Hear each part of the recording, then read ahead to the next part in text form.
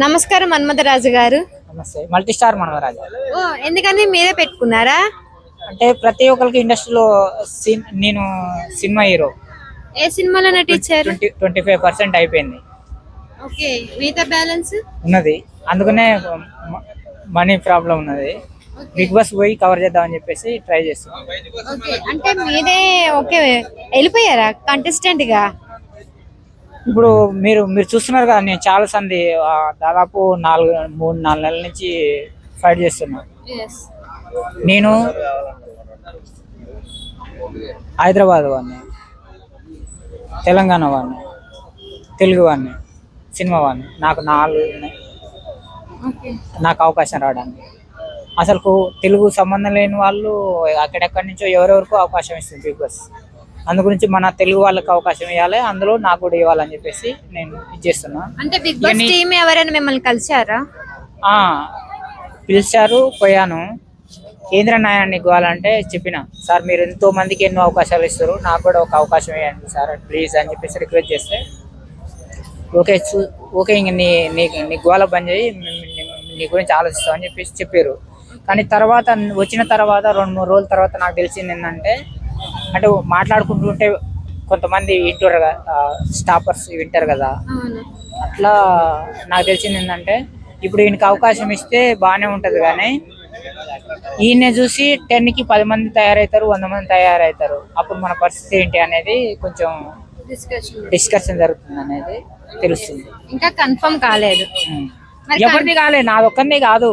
మరి ప్రోమో వచ్చింది కదా బిగ్ బాస్ 9. ప్రోమో వచ్చిందిలే కానీ కంటెస్టెంట్లు ఎవరిది ఆడిషన్ కూడా జరగలేదు. అవన్నీ మీడియాలో వచ్చే అన్ని పేకు. నాకు చెప్పారు ప్రత్యేకంగా, వాళ్ళు యూస్ కోసం ఎన్నో క్రియేట్ చేసి ఎన్నో చేస్తారు. నువ్వెట్లా నమ్ముతావు? ఒకసారి అయితే మేనేజర్, మన అన్నపూర్ణ స్టూడియో మేనేజరు, మీరు మాట్లాడిన చాలా రోజుల తర్వాత, నెల రోజుల తర్వాత నన్ను తీసుకుపోయిండు అన్నపూర్ణ స్టూడియో ముందర కూర్చోబెడితే.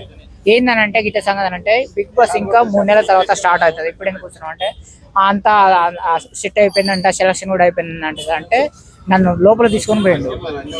అంతా చూపించిండు. నీకు ఇక్కడ బిగ్ బాస్ జరిగేది ఇందులోనే జరుగుతుంది కదా. అవును సార్, నీకు ఇక్కడ నన్ను బిగ్ బాస్ సెట్ కానొస్తుందా?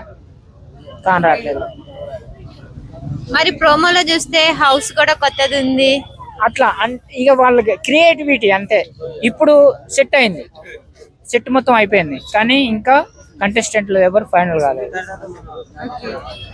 అది మిమ్మల్ని దాని గురించి నా పేరు రాకుండా మాత్రం నేను ఇక్కడ కాదు ఇప్పుడు కూర్చునేది.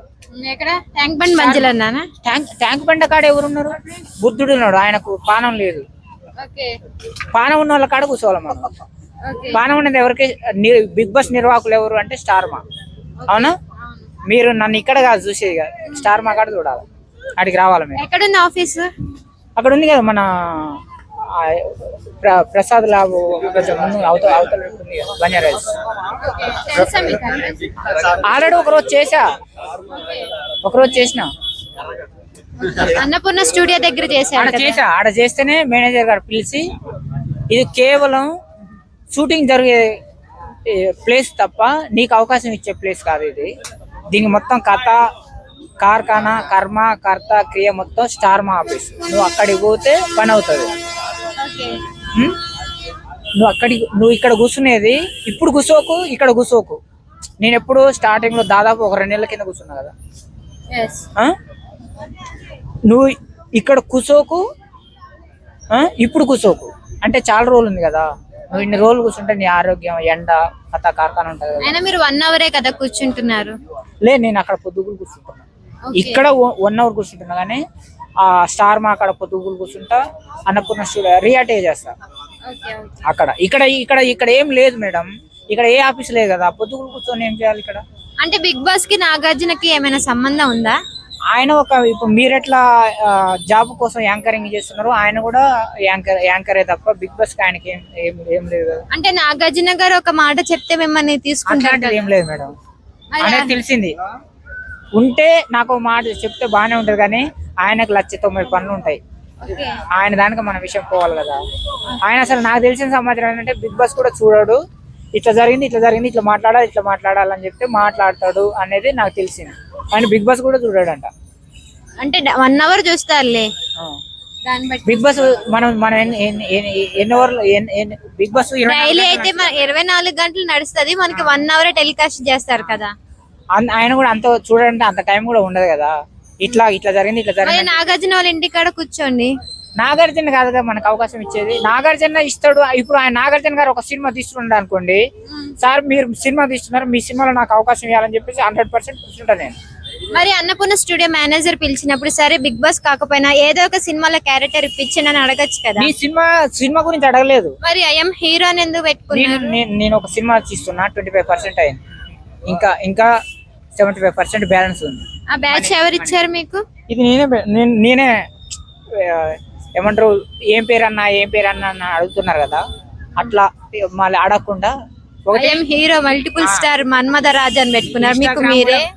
ఇన్స్టాగ్రామ్ కూడా మల్టీ స్టార్ మన్మథ అంటే ఇండస్ట్రీలో ఒక కొత్తదనం కనిపించాలి మేడం.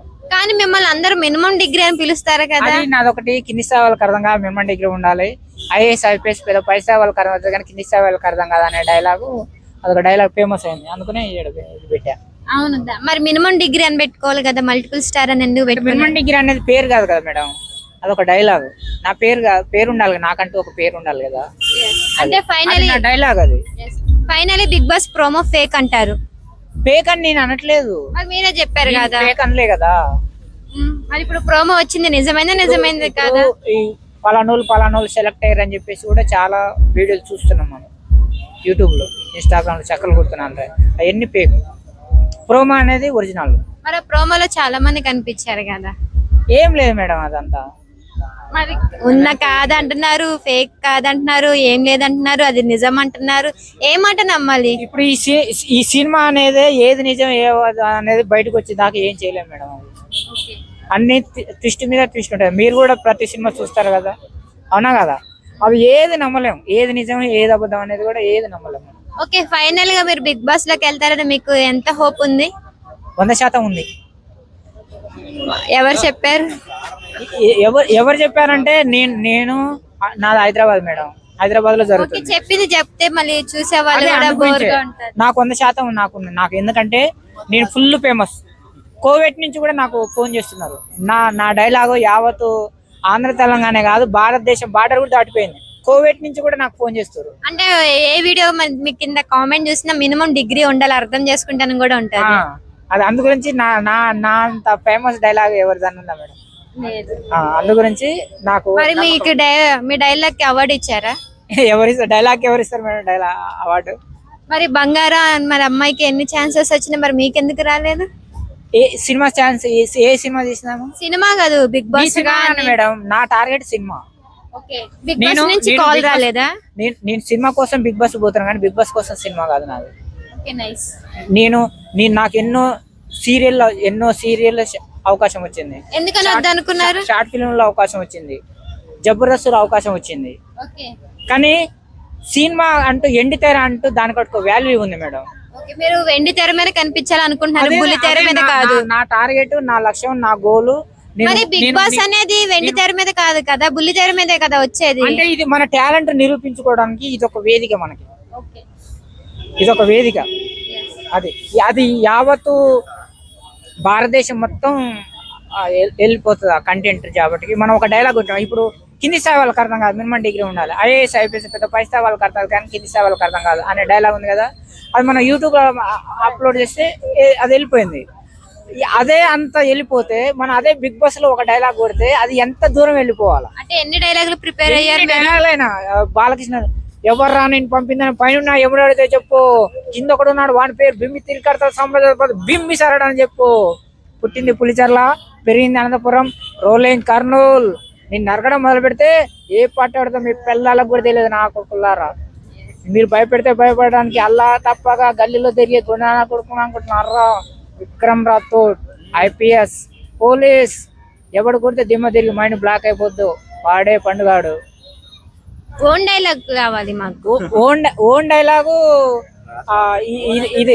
ఇదో. ఇంకోటి ఏంటంటే చాలా మంది వీడు హీరోనా అంటారు. I don't care. చాయ్ వాళ్ళ పిఎం అయిండు, 90 వాళ్ళ సీఎం అయిండు. నేను హీరో కాలేనా? అయితా, ఖచ్చితంగా అయితా. సినిమా ఇండస్ట్రీలో నెంబర్ 1 హీరో అవుతా. నా సినిమాకు మీకు టికెట్లు కూడా దొరకవు. ఓ నైస్. మాకు టికెట్ ఇప్పించాను, ఇక్కడ చూసిన వాళ్ళందరికి కూడా టికెట్లు ఇప్పించాను. ఇంకేమన్నా కావాలా డైలాగ్? ఇంకేమవుతుంది. Thank you so much. మీరు ఖచ్చితంగా బిగ్ బాస్ కి వెళ్ళాలని మనస్ఫూర్తిగా కోరుకుంటున్నాను.